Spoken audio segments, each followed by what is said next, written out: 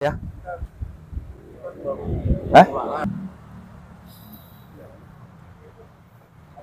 Siapa nih Pak? Muhammad Siban. Ya Pak, bisa dijelaskan Pak tentang sidang putusan hari ini sejak awal seperti apa yang Bapak harapkan dan Bapak ambil dari persidangan terakhir yang dijalankan di Pengadilan Kota Tangerang?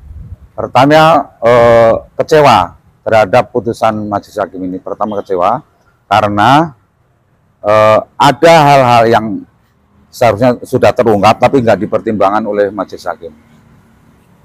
Pak, untuk selanjutnya apa yang Bapak lakukan dan persiapan-persiapannya? Ya tentunya tadi terdakwa mengatakan banding, maka persiapan banding nggak terlalu banyak karena ini dari segi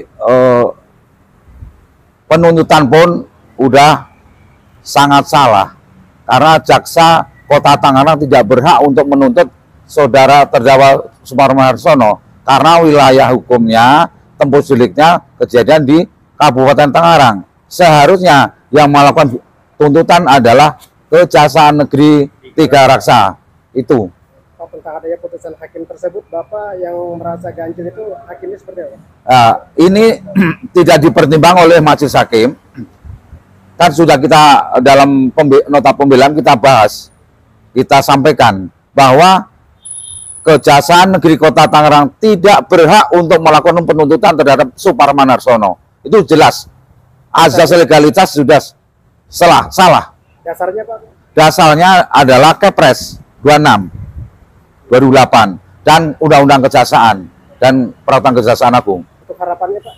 Harapannya supaya semua pertimbangan hukum majelis hakim terhadap putusan ini akan dikaji ulang oleh Pengadilan Tinggi supaya dalam memberikan pertimbangan hukum tepat lah.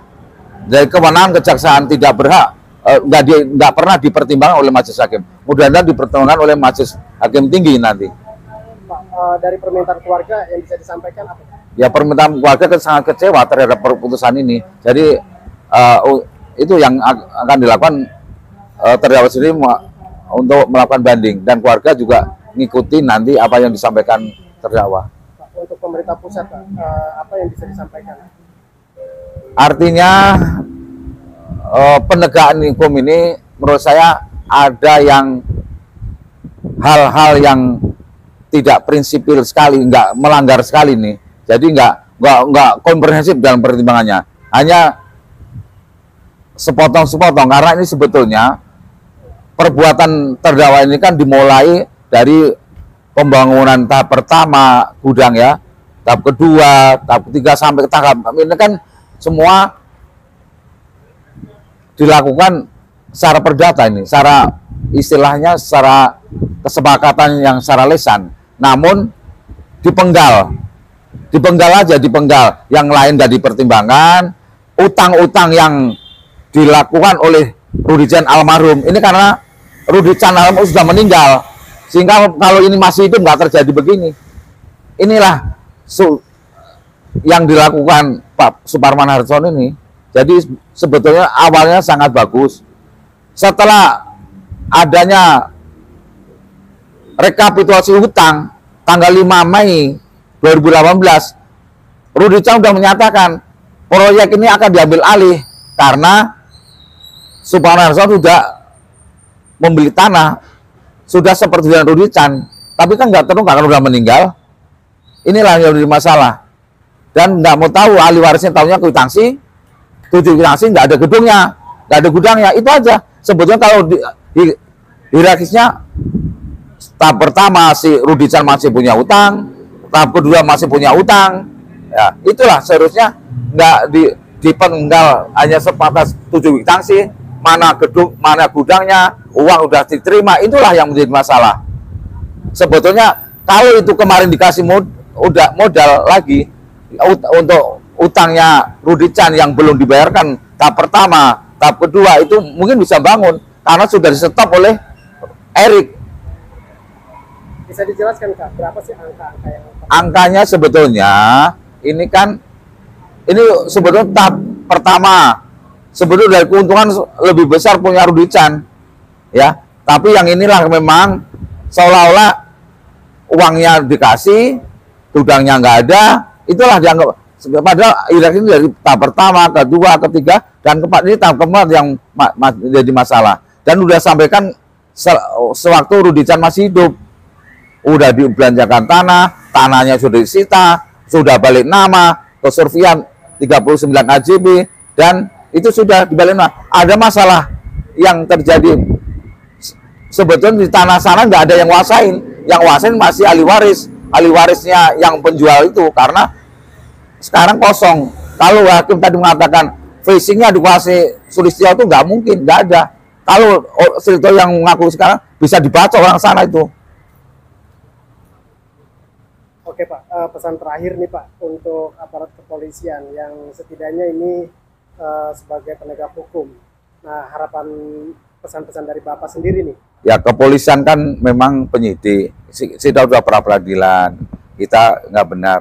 Karena memang dipenggal, seharusnya itu kalau itu diuraikan dari dasar, itu sebetulnya bukan pidana ini, masih melekat perdata, karena terkaitan utang piutang masih melekat di situ. Bapak pernah menghadirkan tim ahli untuk perdata atau tidak? Waktu saksian persidangan perdata saksi ahli, dan di sini tidak dihadirkan saksi ahli, tapi dipertimbangkan oleh majelis hakim.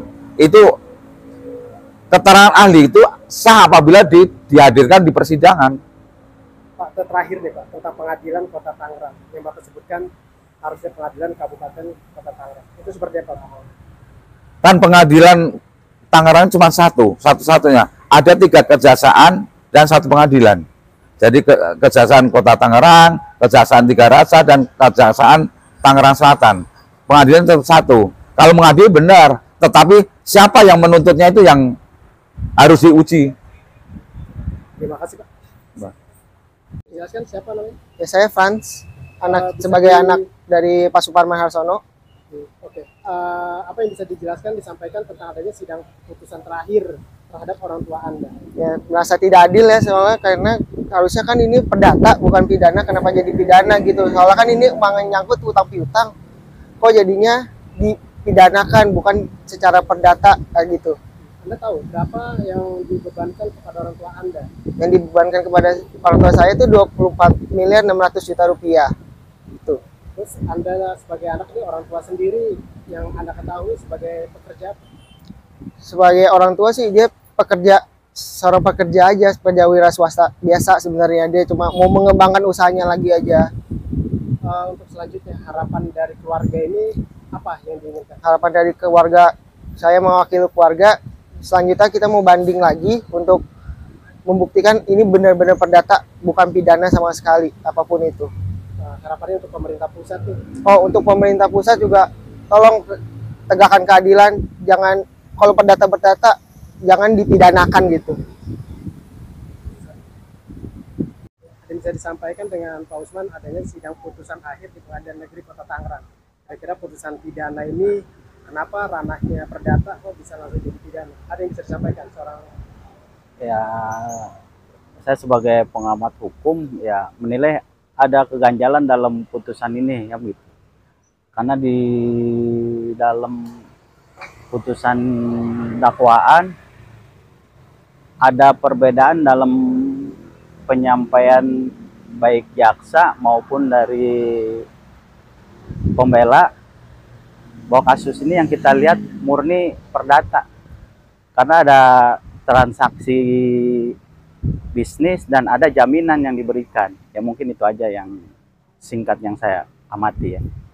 Untuk selanjutnya akan melakukan upaya apa terhadap pembelaan keluarga? Ya selanjutnya dari hasil sidang ya bahwa terdakwa akan melakukan banding lewat kuasa hukumnya. Terima kasih.